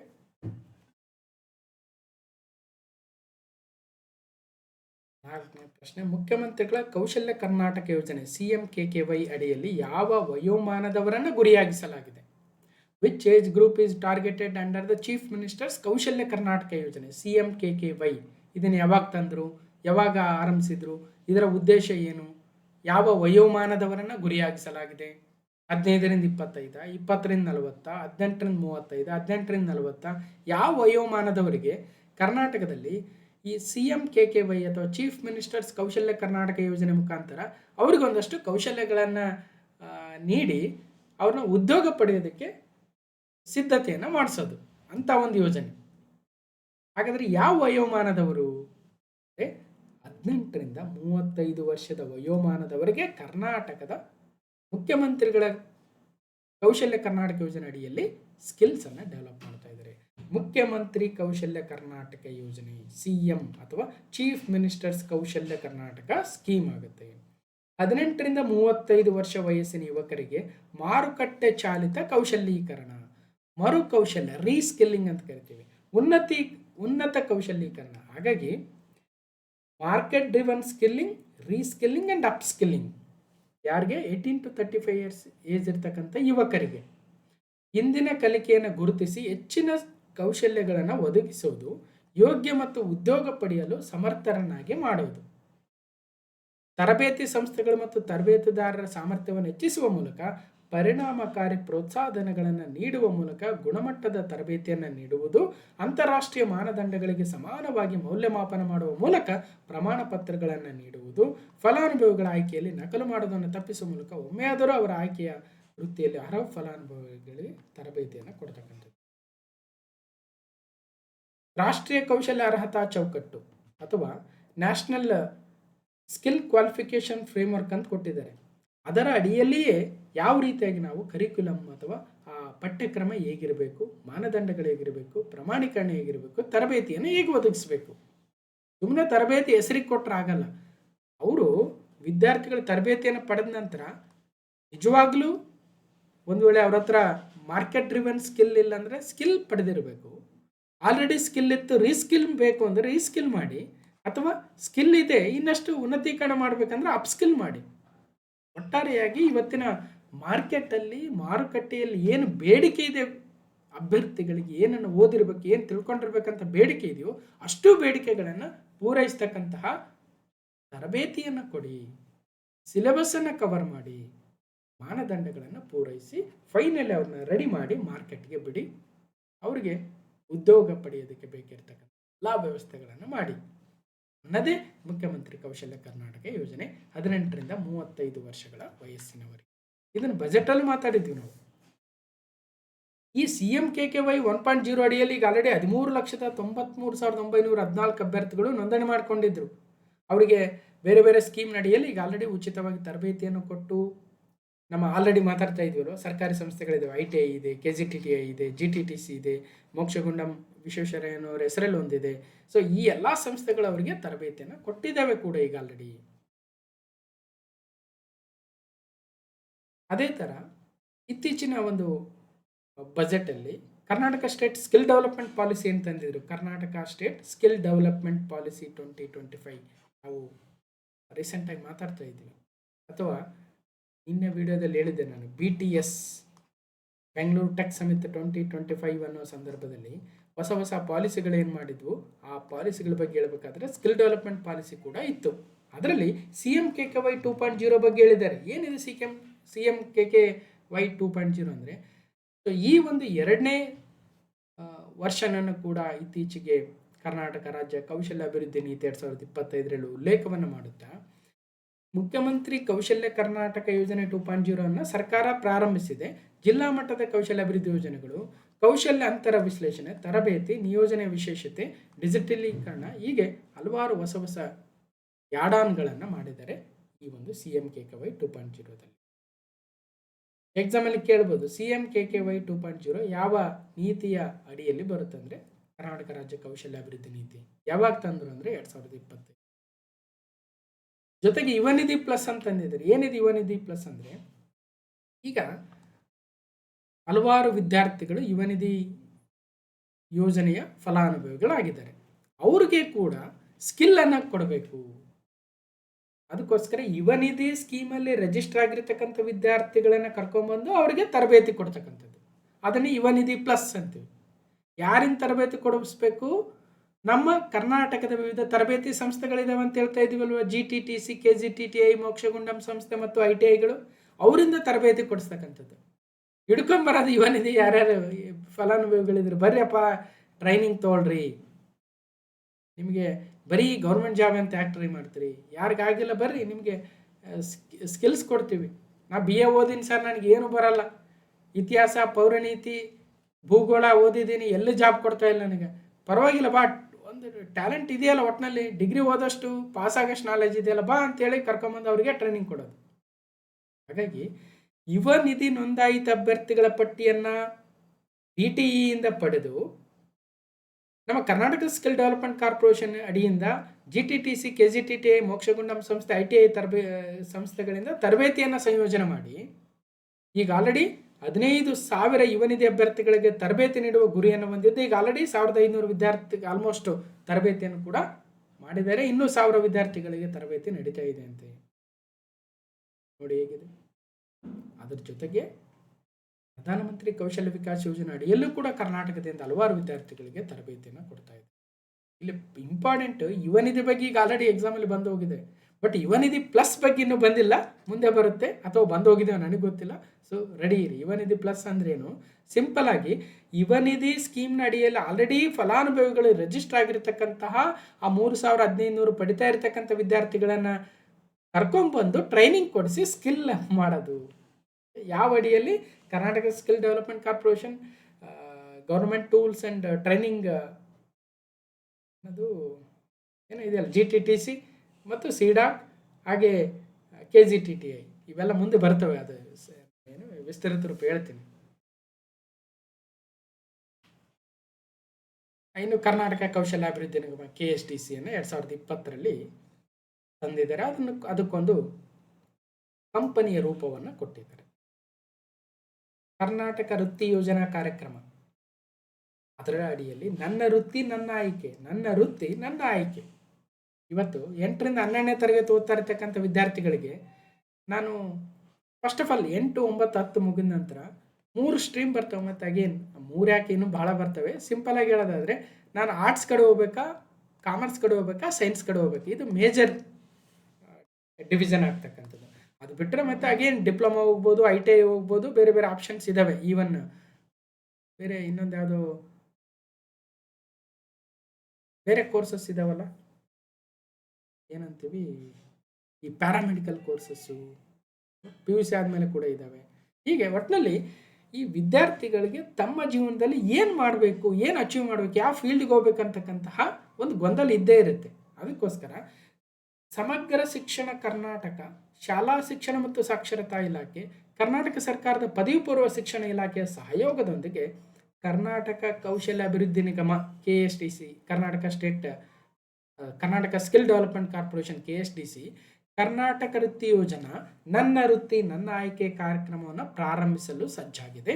8ರಿಂದ 12ನೇ ತರಗತಿ ಓದ್ತಾ ಇರತಕ್ಕಂಥ ಸರ್ಕಾರಿ ಶಾಲಾ ವಿದ್ಯಾರ್ಥಿಗಳಿಗೆ ವೈಯಕ್ತಿಕಗೊಳಿಸಿದ ಸಮಾಲೋಚನಾ ಕೇಂದ್ರಗಳು, ಮಾರ್ಗದರ್ಶಕರ ನೇತೃತ್ವದ ದೃಷ್ಟಿಕೋನಗಳು, ಹಲವಾರು ಶೈಕ್ಷಣಿಕ ಸಂಸ್ಥೆಗಳ ಮ್ಯಾಪಿಂಗ್, ವಿದ್ಯಾರ್ಥಿ ವೇತನ, ಹೀಗೆ ಎಲ್ಲ ಯೋಜನೆಗಳನ್ನು ತಂದು ವಿದ್ಯಾರ್ಥಿಗಳಿಗೆ ನನ್ನ ವೃತ್ತಿ ನನ್ನ ಆಯ್ಕೆ, ಅವ್ರಿಗೆ ಏನು ಚಾಯ್ಸ್ ಮಾಡ್ಕೋಬೇಕು, ಮುಂದೆ ಏನು ಕೆರಿಯರ್ ಪ್ಲಾನ್ ಮಾಡ್ಕೋಬೇಕು ಅವರು, ಅದನ್ನು ಮಾಹಿತಿಯನ್ನು ಕೊಡ್ತಕ್ಕಂಥದ್ದು. ಭಾಳ ವಿದ್ಯಾರ್ಥಿಗಳಿಗೆ ಗೊತ್ತಿರಲ್ಲ ಅಲ್ವಾ. ಸೊ ಯಾವ ಕೋರ್ಸ್ ತೊಗೊಂಡ್ರೆ ಮುಂದೆ ಏನಾಗುತ್ತೆ ಅನ್ನೋ ಐಡಿಯಾ ಇರಲ್ಲ. ತಿಳಿದಂಥವ್ರು ಒಂದು ಹೇಳಿದಾಗ ಅವ್ರಿಗೆ ಒಂದು ಐಡಿಯಾ ಸಿಗುತ್ತೆ. ಈಗ ನಾವು ನೋಡಿ ಎಲ್ಲೋ ಸಣ್ಣ ಹಳ್ಳಿಯಿಂದ ಓದಿ ಮುಂದೆ ದೊಡ್ಡ ದೇಶದ ಮೊಟ್ಟ ಮೊದಲ IITಲಿ ಓದಿದ್ದೀವಿ. ಈ ಮಧ್ಯದಲ್ಲಿ ನಮಗೂ ಕೂಡ ಹಲವಾರು ಬಾರಿ ಗೊಂದಲಗಳಿದ್ವು.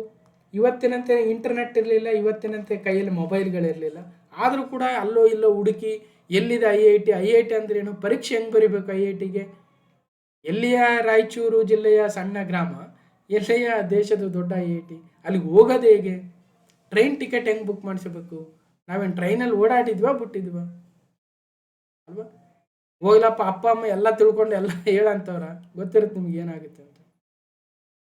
ಅಂಥ ಪರಿಸ್ಥಿತಿಯಲ್ಲೂ ಕೂಡ ಸೊ ಇವತ್ತಿನ ವಿದ್ಯಾರ್ಥಿಗಳಿಗೆ ಆಗಬಾರ್ದು ಅನ್ನೋ ಉದ್ದೇಶಕ್ಕೆ ನಮ್ಮ ಕರ್ನಾಟಕ ಸರ್ಕಾರ KSDC ನಿಗಮ ಏನಿದೆ, ನನ್ನ ವೃತ್ತಿ ನನ್ನ ಆಯ್ಕೆ ಅಂತಕ್ಕಂಥ ಒಂದು ಕೆರಿಯರ್ ಪ್ಲಾನಿಂಗ್ ಪ್ರೋಗ್ರಾಮನ್ನು ಕೂಡ ತರ್ತಾ ಇದೆ. ಎಕ್ಸಾಮಲ್ಲಿ ಬರ್ಬೋದು, ನನ್ನ ವೃತ್ತಿ ನನ್ನ ಆಯ್ಕೆ, ಇದು ಯಾವುದಕ್ಕೆ ಸಂಬಂಧಿಸಿದೆ ಅಂತ ಅರ್ಥ ಮಾಡ್ಕೊಳ್ರಿ. ಇನ್ನು ಅಂತಾರಾಷ್ಟ್ರೀಯ ವಲಸೆ ಕೇಂದ್ರ, ಈಗ ನಮ್ಮ ಟ್ರೈನಿಂಗನ್ನು ಪಡೆದಿರ್ತಕ್ಕಂತಹ ಅಭ್ಯರ್ಥಿಗಳು ಫಾರಿನ್ನಲ್ಲಿ ಕೆಲಸ ಮಾಡೋಕ್ಕೆ ಹೋಗ್ಬೇಕಪ್ಪ. ಅವಾಗ ಏನು ಮಾಡೋದು? ಟ್ರೈನಿಂಗ್ ಕೊಟ್ವಿ, ಎಲ್ಲ ಆಯಿತು. GTTCಯಿಂದ ಟ್ರೈನಿಂಗ್ ಕೊಟ್ವಿ, KGTTIಯಿಂದ ಟ್ರೈನಿಂಗ್ ಕೊಟ್ವಿ, ರೆಡಿ ಇದ್ದಾರೆ. ಇವತ್ತು ಫಾರಿನ್ ದುಬೈ ಹೋಗ್ಬೇಕಂತಿದ್ದಾರೆ, ಕೆನಡಾ ಹೋಗ್ಬೇಕಂತಿದ್ದಾರೆ, ಅಥವಾ ಇನ್ನೊಂದು ಯಾವುದೋ ದೇಶಕ್ಕೆ ಹೋಗ್ಬೇಕಂತಿದ್ದಾರೆ. ಅವ್ರಿಗೆ ಮತ್ತೆ ಅಲ್ಲಿ ಪ್ರಾಬ್ಲಮ್ ಆಗುತ್ತೆ. ಪಾಸ್ಪೋರ್ಟ್ ಏನು, ವೀಸಾ ಏನು, ಅಲ್ಲಿನ ಕಂಪ್ನಿ ಜೊತೆ ಹೆಂಗೆ ಕಾಂಟ್ಯಾಕ್ಟ್ ಮಾಡಬೇಕು, ಈ ಎಲ್ಲ ಈಸಿ ಮಾಡೋದಕ್ಕೆ ಕರ್ನಾಟಕ ಸರ್ಕಾರ international migration centre Karnataka IMCK ಅಂತ ತಂದಿದ್ದಾರೆ. ಇದು ಯಾರು ಇಂಟರ್ನ್ಯಾಷನಲ್ಗೆ ಕೆಲಸ ಮಾಡೋದಕ್ಕೆ ಹೋಗ್ಬೇಕಂತಿದ್ದಾರೋ ಅವರಿಗೆ ಅನುಕೂಲ ಮಾಡಿಕೊಡೋದಕ್ಕೆ ಈ ರೀತಿಯ ಒಂದು ವ್ಯವಸ್ಥೆಯನ್ನು ಮಾಡ್ತಾ ಇದ್ದಾರೆ. ಸೊ ಇಲಾಖೆ ಅಡಿಯಲ್ಲಿ ಅಂತಾರಾಷ್ಟ್ರೀಯ ವಲಸೆ ಕೇಂದ್ರವನ್ನು, ಇಂಟರ್ನ್ಯಾಷನಲ್ ಮೈಗ್ರೇಷನ್ ಸೆಂಟರ್ ಅನ್ನು ಸ್ಥಾಪಿಸಲಾಗಿದೆ. ಈ ಕಾರ್ಯಕ್ರಮದ ಅಡಿಯಲ್ಲಿ ಕರ್ನಾಟಕ ಕೌಶಲ್ಯಾಭಿವೃದ್ಧಿ ನಿಗಮವನ್ನು ನೇಮಕಾತಿ ಸಂಸ್ಥೆ ಎಂದು ಗುರುತಿಸಲಾಗಿದೆ. KSDCಯನ್ನು ಭಾರತ ಸರ್ಕಾರದ ವಿದೇಶಾಂಗ ವ್ಯವಹಾರಗಳ ಮಂತ್ರಾಲಯದಲ್ಲಿ ನೋಂದಾಯಿಸಲಾಗಿದೆ ಕೂಡ. ಕರ್ನಾಟಕ ಕೌಶಲ್ಯಾಭಿವೃದ್ಧಿ ನಿಗಮವು ವಿದೇಶಗಳಲ್ಲಿ ಸೂಕ್ತ ಉದ್ಯೋಗ ಅವಕಾಶಗಳಿಗಾಗಿ ಅಭ್ಯರ್ಥಿಗಳನ್ನು ಗುರುತಿಸುತ್ತೆ. ಇದುವರೆಗೆ ಆಲ್ಮೋಸ್ಟ್ 900 ವಿದ್ಯಾರ್ಥಿಗಳನ್ನು ವಿದೇಶಿ ಉದ್ಯೋಗಾವಕಾಶಗಳಿಗೆ ಒದಗಿಸಿದೆ. ಆ IMCK ಅಭ್ಯರ್ಥಿಗಳಿಗೆ ಪೂರ್ವ ನಿರ್ಗಮನ ಅಭಿಶಿಕ್ಷಣ ತರಬೇತಿ ಅಂದರೆ ಕೈಂಡ್ ಆಫ್ ಎ ಓರಿಯೆಂಟೇಷನ್ ಟ್ರೈನಿಂಗನ್ನು ಕೊಡ್ತಾರೆ. ಹೇಗೆ ನಾವು ಫಾರಿನ್ಗೆ ಹೋಗ್ಬೇಕಾದ್ರೆ ಏನೇನು ರೆಡಿ ಇರಬೇಕು ಅಥವಾ ಯಾವ ರೀತಿ ರೆಡಿ ಆಗಬೇಕು, ಏನೇನು ವ್ಯವಸ್ಥೆ ಇರುತ್ತೆ ಎಲ್ಲವನ್ನು ಟ್ರೈನ್ ಮಾಡ್ತಾನೆ ನಂಗೆ ಅರ್ಥ. ಬೆಸ್ಟ್ ಅಲ್ವಾ ಗೌರ್ಮೆಂಟ್ ಅವರೇ ಟ್ರೈನ್ ಮಾಡಿದರೆ. ನೋಡ್ರಿ ಇವೆಲ್ಲ ಪ್ರಿಪ್ರೇಷನ್ ಮಾಡ್ಕೋಬೇಕು, ಅಲ್ಲಿ ಈ ಥರ ಇರಬೇಕು, ಅಲ್ಲಿ ಈ ಥರ ಸ್ಯಾಲ್ರಿ ಕೊಟ್ಟಾಗ ನಾವು ಏನು ಮಾಡಬೇಕು ಅಲ್ವಾ, ಸ್ಯಾಲ್ರಿಗೆ ಏನು, ಇವೆಲ್ಲ ವ್ಯವಸ್ಥೆಗಳನ್ನು ಮಾಡಿದಾಗ ಅಥವಾ ಅಲ್ಲಿ ಹೋದ ನಂತರ ಏನಾದ್ರು ತೊಂದರೆ ಆದರೆ ಡೈರೆಕ್ಟಾಗಿ ಇಲ್ಲಿ ಕಾಂಟ್ಯಾಕ್ಟ್ ಮಾಡ್ಬೋದು, ಸಾಲ್ವ್ ಮಾಡ್ತಾರೆ ಸರ್ಕಾರ. ಇಂಥ ವ್ಯವಸ್ಥೆಗಳನ್ನು ಇವತ್ತು ನಮ್ಮ ಸರ್ಕಾರ ಮಾಡ್ತಾ ಇದೆ. ಹಲವಾರು ಟ್ರೈನಿಂಗನ್ನು ಕೂಡ ಕೊಡ್ತಾ ಇದೆ. ಇನ್ನು ರಾಜ್ಯ ಕೌಶಲ್ಯ ನೀತಿ ಸ್ಕಿಲ್ ಪಾಲಿಸಿ ಏನು ಹೊಸ ಪಾಲಿಸಿ ತಂದಿದೆ ಅಂತ ಹೇಳ್ತಾ ಇದ್ದೀವಿ, ಅದ್ರ ಬಗ್ಗೆ ಹೇಳಿಕೆಗಳಿದ್ದಾವೆ. So what is a skill development policy? ಉದ್ದೇಶ ಏನು? Vision to position Karnataka is a premier hub for the skilled workforce and 1 trillion investee economy by 2032 ಹೇಳಿಕೆಗಳ ಮುಖಾಂತರ ಕೇಳ್ತಾರೆ, ನೋಡ್ಕೊಳ್ರಿ. ಜೊತೆಗೆ ವಿದೇಶದಲ್ಲಿ ಅಧ್ಯಯನ ಮಾಡ್ತಕ್ಕಂಥ ವಿದ್ಯಾರ್ಥಿಗಳಿದ್ರೆ ಅವ್ರಿಗೂ ಕೂಡ ಹಣಕಾಸಿನ ಸಹಾಯ, ಸಮಾಲೋಚನಾ ಸಹಾಯವನ್ನು ಮಾಡ್ತಾರಂತೆ. ವಿದೇಶದಲ್ಲಿ ಅಧ್ಯಯನ ಕಾರ್ಯಕ್ರಮ ಸ್ಟಡಿ ಅಬ್ರಾಡ್ 2025 ಆಲ್ರೆಡಿ ಬೆಂಗಳೂರಲ್ಲಿ ಒಂದು ಕಾರ್ಯಕ್ರಮ ಆಯೋಜನೆ ಮಾಡಿದ್ದರಂತೆ ಆಗಸ್ಟ್ 17, 2025. ಇನ್ನು ಮುಂದೆ ಕ್ವಶನ್ ನಂಬರ್ 5 ಇಲ್ಲಿದೆ ನೋಡಿ. GTTC ಅಂದರೆ government tool room and training centre. ಜೊತೆಗೆ ಸಿಡಾಕ್ ಅಂದರೆ centre for entrepreneurship and development of Karnataka, CEDOK ಧಾರವಾಡದಲ್ಲಿದೆ. ಅವುಗಳ ಬಗ್ಗೆ ಹೇಳಿಕೆಗಳಿದ್ದಾವೆ, ನೇರವಾಗಿ ನೋಡಿಬಿಡೋಣ. ಮೊದಲನೇ ಹೇಳಿಕೆ ಸರಿ. GTTCಯನ್ನು 1972ರಲ್ಲಿ ಡೆನ್ಮಾರ್ಕ್ ಸರ್ಕಾರದ ಸಹಯೋಗದೊಂದಿಗೆ ಸ್ಥಾಪಿಸಲಾಯಿತು. ರೈಟ್, ಸರಿ ಇದೆ. ಎರಡನೇದು GTTC ಸೈದ್ಧಾಂತಿಕ ತರಬೇತಿ ಕಾರ್ಯಕ್ರಮಗಳ ಮೇಲೆ ಮಾತ್ರ ಕೇಂದ್ರೀಕರಿಸುತ್ತೆ ಅಂದರೆ ಥಿಯರಿ ಮೇಲೆ ಮಾತ್ರ ಅಂದರೆ ತಪ್ಪು. ಆ್ಯಕ್ಚುಲಿ GTTC ಮೇನ್ ಉದ್ದೇಶ ಇರೋದೇ ಪ್ರಾಕ್ಟಿಕಲ್, ಹಾಗಾಗಿ ಎರಡನೇ ತಪ್ಪು. ಇನ್ನು C-DAC is registered under Karnataka societies act 1960 ಸರಿ ಇದೆ. ಸಿಡಾಕ್ ಕಂಡಕ್ಟ್ಸ್ ಉದ್ಯಮಶೀಲತಾ ಮತ್ತು ಹಲವಾರು SHG ವಿಮೆನ್ಗಳಿಗೂ ಕೂಡ ಈ ಟ್ರೈನಿಂಗ್ ಪ್ರೋಗ್ರಾಮನ್ನು ಸಿಡಾಕ್ ಮಾಡುತ್ತೆ. ಸೊ ಸರ್ಕಾರಿ ಉಪಕರಣಾಗಾರ ಮತ್ತು ತರಬೇತಿ ಕೇಂದ್ರ GTTC ಬೆಂಗಳೂರು, ಇವರು 1972ರಲ್ಲಿ ಡ್ಯಾನಿಷ್ ನೆರವಿನೊಂದಿಗೆ ಅಂದರೆ ಡೆನ್ಮಾರ್ಕ್ ಸರ್ಕಾರದ ನೆರವಿನೊಂದಿಗೆ ಸ್ಥಾಪಿತವಾಗಿದೆ. ಇಂದು ದೇಶದ ಪ್ರಮುಖ ಉಪಕರಣಾಗಾರವಾಗಿ ಬೆಳೆದಿದೆ.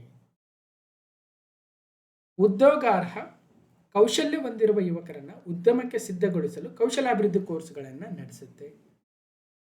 ಬೇರೆ ಬೇರೆ ಕ್ಷೇತ್ರಗಳು, ಮುದ್ರಣ ಉಪಕರಣಗಳು, printing press related press tools, jigs fixtures ಅಂತೆ, ಮೌಲ್ಡ್ಸ್ ಅಂತೆ, ಡೈಸ್ ಅಂತೆ, ಫ್ಯಾಬ್ರಿಕೇಷನ್, ಇಂತಹ ಪ್ರಿಸೈಷನ್ ಕಾಂಪೊನೆಂಟ್, ಈ ರೀತಿಯ ಟೂಲ್ಗಳನ್ನು ಟ್ರೈನಿಂಗನ್ನು ತೆಗೆದುಕೊಂಡು ತಮ್ಮದೇ ಆಗಿರ್ತಕ್ಕಂಥ ಉದ್ಯಮಗಳನ್ನು ಸ್ಥಾಪನೆ ಮಾಡ್ಬೋದು ಅಥವಾ ಆಲ್ರೆಡಿ ಇರ್ತಕ್ಕಂಥ ಉದ್ಯಮಗಳಲ್ಲಿ ಕೆಲಸಕ್ಕೆ ಸೇರ್ಬೋದು. ಅಂತಹ ಕೆಲಸವನ್ನು GTTCಗಳು ಮಾಡ್ತಾ ಇದ್ದಾವೆ. ಕರ್ನಾಟಕದಲ್ಲಿ ಹಲವಾರು GTTC ಇದ್ದಾವೆ, ಸುಮಾರು ಎಷ್ಟು 30ಕ್ಕೆ ಹೆಚ್ಚಿರಬೇಕು. ಕರ್ನಾಟಕದಲ್ಲಿ GTTC ಸಂಸ್ಥೆಯು 33 ತರಬೇತಿ ಕೇಂದ್ರಗಳನ್ನು ಹೊಂದಿದೆ. ಇವನ್ ನಂಜುಂಡಪ್ಪ ವರದಿ ಪ್ರಕಾರ ಹಲವಾರು GTTCಗಳನ್ನು ಸಿದ್ಧ ಕೌಶಲ್ಯಗಳೊಂದಿಗೆ ಯುವಜನತೆಗೆ ಕೌಶಲ್ಯ ತರಬೇತಿ ಕಾರ್ಯಕ್ರಮಗಳನ್ನು ನೀಡ್ತಾ ಇದ್ದಾರೆ. ಇವತ್ತು ಆಲ್ರೆಡಿ GTTC ಸಂಸ್ಥೆಯಲ್ಲಿ ತರಬೇತಿ ಪಡೆದಿರ್ತಕ್ಕಂಥ ಅಭ್ಯರ್ಥಿಗಳಿಗೆ ಕೈಗಾರಿಕೆಗಳಲ್ಲಿ ಉತ್ತಮ ಅವಕಾಶಗಳು ಲಭಿಸ್ತಾ ಇದ್ದಾವೆ ಅಥವಾ ಬೇರೆ ಬೇರೆ ರಾಷ್ಟ್ರಗಳಿಗೆ ಹೋಗಿ ಕೆಲಸವನ್ನು ಮಾಡ್ತಾ ಇದ್ದಾರೆ. ಇನ್ನೂ ಕೆಲವು ವಿದ್ಯಾರ್ಥಿಗಳು ತಾವೇ ಸ್ವತಃ ಉದ್ಯಮಿಗಳಾಗಿದ್ದಾರೆ ಅನ್ನೋದು ಕೂಡ ಬಹಳ ಆಶಾದಾಯಕ ವಿಚಾರ. ಇನ್ನು ಸಿಡಾಕ್ ಕರ್ನಾಟಕದ ಉದ್ಯಮಶೀಲತಾ ಅಭಿವೃದ್ಧಿ ಕೇಂದ್ರ ಸಿಡಾಕ್ ಧಾರವಾಡದಲ್ಲಿದೆ. ಇದು ಕೈಗಾರಿಕಾ ಮತ್ತು ವಾಣಿಜ್ಯ ಇಲಾಖೆಯಿಂದ ಸ್ಥಾಪಿತವಾಗಿತ್ತು. ಇವತ್ತು ಜೀವನೋಪಾಯ ಇಲಾಖೆಗೆ ಟ್ರಾನ್ಸ್ಫರ್ ಆಗಿದೆ. ಇದರ ಉದ್ದೇಶ ಏನು? ಅಗೇನ್ ತರಬೇತಿ ಕೊಡ್ತಕ್ಕಂಥದ್ದು, ಪ್ರಮುಖವಾಗಿ ಉದ್ಯಮಗಳನ್ನು ಸ್ಥಾಪನೆ ಮಾಡೋದು ಹೇಗೆ ಅನ್ನೋದ್ರ ಮೇಲೆ ತರಬೇತಿ ಕೊಡ್ತಾ ಇದೆ. ಹಾಗಾಗಿ ಕರ್ನಾಟಕ ಉದ್ಯಮಶೀಲತಾ ಅಭಿವೃದ್ಧಿ ಕೇಂದ್ರ ಸ್ವಸಹಾಯ ಗುಂಪುಗಳ ಸದಸ್ಯರಿಗೆ, ಮಹಿಳೆಯರಿಗೆ, ಯುವಕರಿಗೆ, ಸೊ ಸಾಕಷ್ಟು ಸರ್ಕಾರಿ ಪ್ರಾಯೋಜಿತ ಕಾರ್ಯಕ್ರಮಗಳಿಗೂ ಕೂಡ ಇಲ್ಲಿ ಉದ್ಯಮಶೀಲತಾ ಕಾರ್ಯಕ್ರಮಗಳನ್ನು ಆಯೋಜನೆ ಮಾಡ್ತಾರೆ. ಧಾರವಾಡದ ಸಿಡಾಕ್ ಕೇಂದ್ರದಲ್ಲಿ ನಾನು ಕೂಡ ಒಂದ್ಸಲ ಸಿಡಾಕ್ ಕೇಂದ್ರದ ಉದ್ಯಮಶೀಲತಾ ಬೇರೆ ಬೇರೆ ಟ್ರೈನಿಂಗನ್ನು ಕೂಡ ಪಡೆದಿರ್ತಕ್ಕಂಥ ಇದೆ. ಸೊ ಭಾಳ ಒಳ್ಳೆ ಪ್ರದೇಶದಲ್ಲಿದೆ. ರೂಮ್ಸ್ ಇದ್ದಾವೆ, ಕ್ಲಾಸ್ ರೂಮ್ಸು, ಸ್ಟೇ ಮಾಡೋದಕ್ಕೂ ಕೂಡ ಭಾಳ ಚೆನ್ನಾಗಿದೆ. ನೋಡಿರ್ಬೋದು, ಧಾರವಾಡ ಹುಬ್ಬಳ್ಳಿ ಮಧ್ಯದಲ್ಲಿ ಬರುತ್ತೆ. ಇನ್ನು ಸೀಡ್ ಹಾಕಬೇಕೆ ಮತ್ತಷ್ಟು ಡೀಟೇಲ್ಸ್ ಆಯಿತು. ಕ್ವಶನ್ ನಂಬರ್ 6, ಸಂಜೀವಿನಿ. ಕರ್ನಾಟಕ ರಾಜ್ಯ ಗ್ರಾಮೀಣ ಜೀವನೋಪಾಯ ಪ್ರಚಾರ ಸಂಘವು ಯಾವ ಇಲಾಖೆ ಅಡಿಯಲ್ಲಿ ಕಾರ್ಯನಿರ್ವಹಿಸುತ್ತೆ? Sanjeevini Karnataka state rural livelihood promotion society works under which department? Same again, skill development, entrepreneurship, livelihood department ಅಡಿಯಲ್ಲಿ ಸಂಜೀವಿನಿ ಅಂತಕ್ಕಂಥದ್ದು ವರ್ಕ್ ಮಾಡ್ತಾ ಇದೆ ಅಂತ ನೋಡೋಣ. ಕೇಳಿಬಿಡ್ಬೋದು ಒಂದೊಂದು ಸಲ, ಅದಕ್ಕೋಸ್ಕರ ಕಂಪ್ಲೀಟ್ ಮಾಡೋಣ. ಸಂಜೀವಿನಿ ಕರ್ನಾಟಕ ರಾಜ್ಯ ಗ್ರಾಮೀಣ ಜೀವನೋಪಾಯ ಪ್ರಚಾರ ಸಂಘ. ಇದು 31 ಜಿಲ್ಲೆಗಳಲ್ಲಿ 233 ಬ್ಲಾಕ್ಗಳನ್ನು ಒಳಗೊಂಡಿದೆ. ರಾಜ್ಯ ಸರ್ಕಾರವು ಘೋಷಣೆ ಪ್ರಕಾರ ಕರ್ನಾಟಕ ನಗರ ಮತ್ತು ಗ್ರಾಮೀಣ ಜೀವನೋಪಾಯ ಸಂಸ್ಥೆಗಳನ್ನು ಸಂಯೋಜಿಸಲಾಗಿದೆ. ಇಲ್ಲಿಯವರೆಗೆ ಸಂಜೀವಿನಿ ಕರ್ನಾಟಕ ರಾಜ್ಯ ಗ್ರಾಮೀಣ ಜೀವನೋಪಾಯ ಪ್ರಚಾರ ಸಂಘವು ಮೋಸ್ಟ್ಲಿ ಏನೋ ಪ್ರಚಾರ ಸಂಘ ಅಂತೆ, ಅಷ್ಟು ಇಂಪಾರ್ಟೆಂಟ್ ಅನಿಸ್ತಾ ಇಲ್ಲ.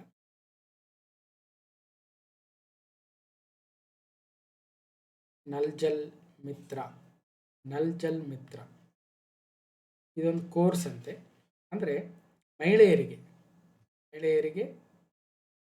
1904 ಸ್ಥಳೀಯ SHG ಮಹಿಳೆಯರಿಗೆ ಕೊಳಾಯಿ, ವಿದ್ಯುತ್ ಕೆಲಸಗಳು, ಯಂತ್ರೋಪಕರಣಗಳ ಬಹುಕೌಶಲ್ಯಗಳಲ್ಲಿ ತರಬೇತಿ ನೀಡಲು ನಲ್ ಜಲ್ ಮಿತ್ರ ಅಂತಕ್ಕಂಥ ಸುಮಾರು 510 ಗಂಟೆಗಳ ಟ್ರೈನಿಂಗನ್ನು ಕೊಡ್ತಾ ಇದ್ದಾರಂತೆ.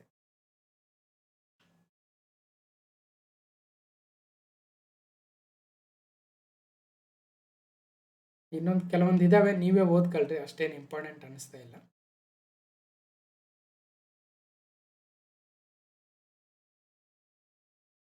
ಇನ್ನು ಮುಂದಿನ ಪ್ರಶ್ನೆ, ಯಾವ ಯೋಜನೆಯನ್ನು ಮೊದಲು ಆಜೀವಿಕಾ ಕೌಶಲ್ಯ ಯೋಜನೆ ಎಂದು ಕರೆಯಲಾಗ್ತಾ ಇತ್ತು? Which scheme was earlier known as Aajeevika skills Yojana? DDU-GKY,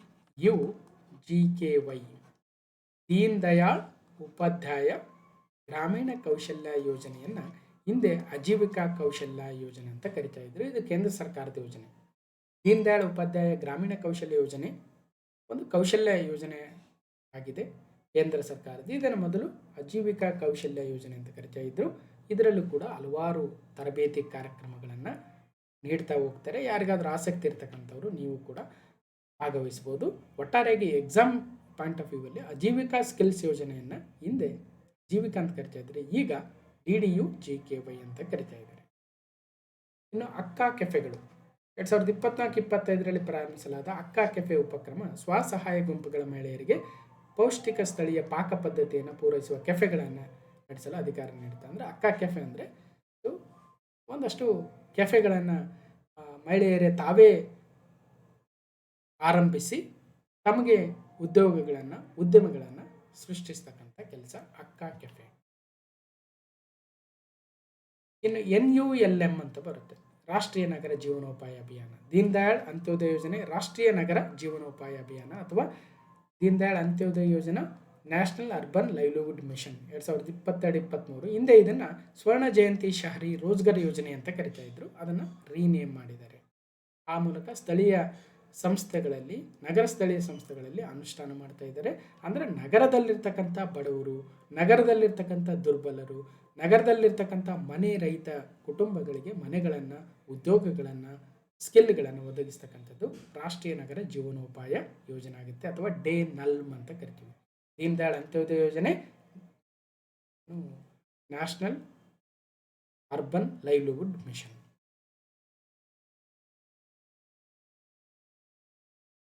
ಇನ್ನು ಕ್ವಶನ್ ನಂಬರ್ 8, PM ಸ್ವನಿಧಿ ಯೋಜನೆಯನ್ನು ಯಾವ ಸಚಿವಾಲಯ ಪ್ರಾರಂಭಿಸಿದೆ? PM ಸ್ವನಿಧಿ ಸ್ಕೀಮು ವಸತಿ ಮತ್ತು ನಗರ ವ್ಯವಹಾರಗಳ ಸಚಿವಾಲಯ. ಇದನ್ನಂತೂ ಸಾಕಷ್ಟು ಬಾರಿ ಮಾತಾಡಿದ್ವಿ.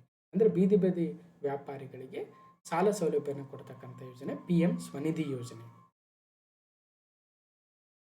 PM ಸ್ಟ್ರೀಟ್ ವೆಂಡರ್ಸ್ ಆತ್ಮನಿರ್ಭರ್ ನಿಧಿ, PM ಸ್ವನಿಧಿ ಒಂದು ಮೈಕ್ರೋ ಕ್ರೆಡಿಟ್ ಫೆಸಿಲಿಟಿ ಆಗುತ್ತೆ. ಇದ್ರ ಬಗ್ಗೆ ಆಲ್ಮೋಸ್ಟ್ ಬೇಕಾದಷ್ಟು ಎಕ್ಸಾಮಲ್ಲಿ ಈಗ ಆಲ್ರೆಡಿ ಬಂದು ಹೋಗಿದೆ.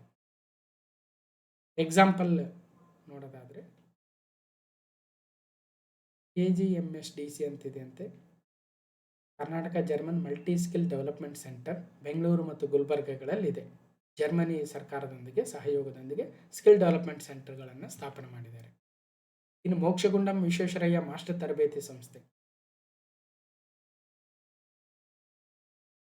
ಹಲವಾರು ತರಬೇತಿ ಕಾರ್ಯಕ್ರಮಗಳನ್ನು ಆಯೋಜನೆ ಮಾಡ್ತಾ ಇದೆ. ಇನ್ನು ಪಿ ಎಮ್ ಸ್ವನಿಧಿ ಬಗ್ಗೆ ಒಂದಷ್ಟು ಡೀಟೇಲ್ಸ್ ಇದಾವೆ ನೋಡಿ. ಎಕ್ಸಾಮಲ್ಲಿ ಏನೇನು ಬಂದಿತ್ತು ಅಂದರೆ KPSC WRD JE ಎಕ್ಸಾಮಲ್ಲಿ which is the implementation agency for the P M Svanidhi scheme ಅಂದರೆ ಸಿಡ್ಬಿ ಆಗುತ್ತೆ. ಒಂದು ಪ್ರಶ್ನೆ ಸಾಲ್ವ್ ಮಾಡಿದ್ದೀವಿ ಆಲ್ರೆಡಿ ಕ್ಲಾಸ್ ನಂಬರ್ 913ನಲ್ಲಿ. ಇನ್ನು ಅಸಿಸ್ಟೆಂಟ್ ಡೈರೆಕ್ಟರ್ ಫಿಶರೀಸ್ ಎಕ್ಸಾಮಲ್ಲಿ ಪಿ ಎಮ್ ಸ್ವನಿಧಿ ಯೋಜನೆಗೆ ಸಂಬಂಧಿಸಿದಂತೆ ಕೆಳಗಿನ ಹೇಳಿಕೆಗಳು ಯಾವ್ಯಾವ ಸರಿ ಇದಾವೆ ಅಂದರೆ 1, 2, 4 ಸರಿ ಇದೆ. ಅಂದರೆ ಇದು ನಗರದ ಬೀದಿ ಬದಿ ವ್ಯಾಪಾರಿಗಳಿಗೆ ಸಾಲವನ್ನು ಕೊಡುತ್ತೆ, ಸರಿ ಇದೆ. ಎರಡನೇದು ನಗರದ ಬೀದಿ ವ್ಯಾಪಾರಿಗಳಿಗೆ 10,000 ರೂಪಾಯಿವರೆಗಿನ ಫಸ್ಟ್ ಸಾಲ ಕೊಡುತ್ತೆ, ಸರಿ ಇದೆ. ಸಾಲದ ಅವಧಿ 2 ವರ್ಷ ಅಂದರೆ ತಪ್ಪು, 1 ವರ್ಷ ಇತ್ತು. ಸಾಲ ತೆಗೆದುಕೊಂಡವರು ಸಾಲದ ಮೊತ್ತವನ್ನು ಮಾಸಿಕ ಕಂತುಗಳಲ್ಲಿ ಮರುಪಾವತಿಸಬೇಕು, ಸರಿ ಇದೆ. ಈ ಥರ ಹೇಳಿಕೆಗಳ ಮುಖಾಂತರ ಪಿ ಎಮ್ ಸ್ವನಿಧಿ ಬಗ್ಗೆ ಕೇಳಿದ್ದಾರೆ. ಇಷ್ಟು ಇವತ್ತಿನ ಕ್ಲಾಸ್ ನಂಬರ್ 1194 ಆಗಿತ್ತು. ಕರ್ನಾಟಕ ಆರ್ಥಿಕ ಸಮೀಕ್ಷೆ 2026 9ನೇ ಅಧ್ಯಾಯ ಕೌಶಲ್ಯ, ಉದ್ಯಮಶೀಲತೆ ಹಾಗೂ ಕಾರ್ಮಿಕ ಮತ್ತು ಉದ್ಯೋಗ, skill entrepreneurship and labour employment, ಇದರ ಮೊದಲನೇ ಭಾಗ. ಇನ್ನಷ್ಟಿದ್ದಾವೆ, ಅದನ್ನು ಮುಂದಿನ ಭಾಗದಲ್ಲಿ ನೋಡೋಣ ಅಂತ ಹೇಳ್ತಾ ಈ ಒಂದು ವಿಡಿಯೋನ ಕಂಪ್ಲೀಟಾಗಿ ನೋಡಿರ್ತಕ್ಕಂಥ ಎಲ್ರಿಗೂ ಧನ್ಯವಾದಗಳು. ಮತ್ತು ಮುಂದಿನ ವಿಡಿಯೋದಲ್ಲಿ ಸಿಗ್ತೀನಿ ಅಂತ ಹೇಳ್ತಾ